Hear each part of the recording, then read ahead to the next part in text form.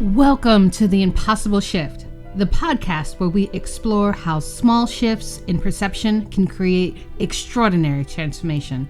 I'm your host, Jennifer, author, storyteller, and believer that the most powerful change begins from within. Each week, we'll unpack one of the core pillars that shape this journey, from confidence and abundance to possibility and transformation.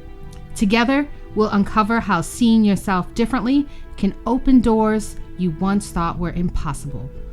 So take a deep breath, open your mind, and let's begin the impossible shift.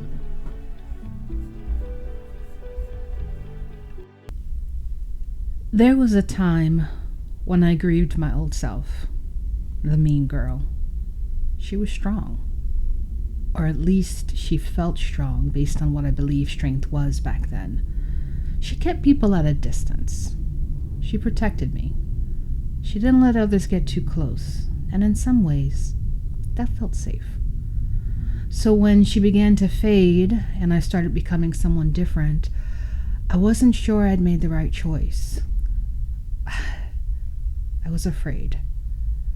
I was worried that by being kind, people would take advantage of me. That's what I'd always believed. Kindness meant vulnerability. Vulnerability meant weakness. And weakness felt dangerous. So stepping into this new version of myself was unsettling. I kept wondering, am I becoming weaker? Am I losing something important? But then something unexpected happened. I tried on this new way of being. I smiled genuinely. I spoke without my words being laced with defensiveness. I helped someone simply because I wanted to, not because I expected anything in return. And it felt good. There was a lightness to it, a sense of alignment. It felt more honest, more natural, even though it was unfamiliar. But even as I stepped into this new identity, I still felt connected to my old one. Part of me wanted to hold on. That old demeanor had kept me safe. It had taught me not to trust too quickly, not to let people get too close. It had served a purpose. But I got to realize something important. It no longer aligned with who I was trying to become. If I wanted to honor this new version of myself, I had to let the old one go. That didn't mean she was bad. She had protected me when I needed protection. But her watch was over. The values I was striving towards, kindness, compassion, genuine connection, required a different presence. The two couldn't fully coexist. I began to understand that the things I was searching for, true friendship, real connection, love rooted in authenticity, couldn't be built behind a shield. They couldn't be earned through distance or defensiveness. They had to be fostered, tended to, cared for in a way I had never practiced before. So I made a choice. I released the old version of myself.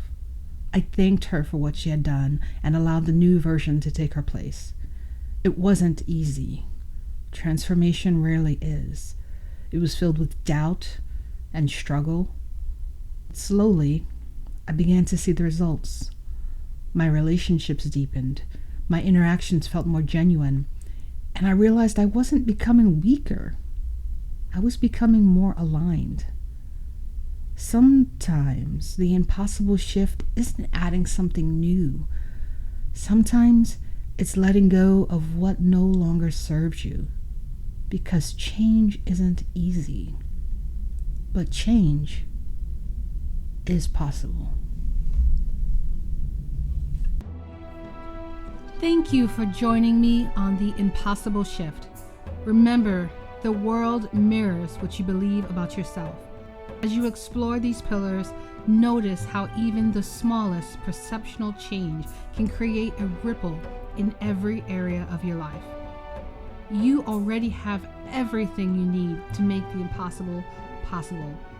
It all starts with how you choose to see yourself.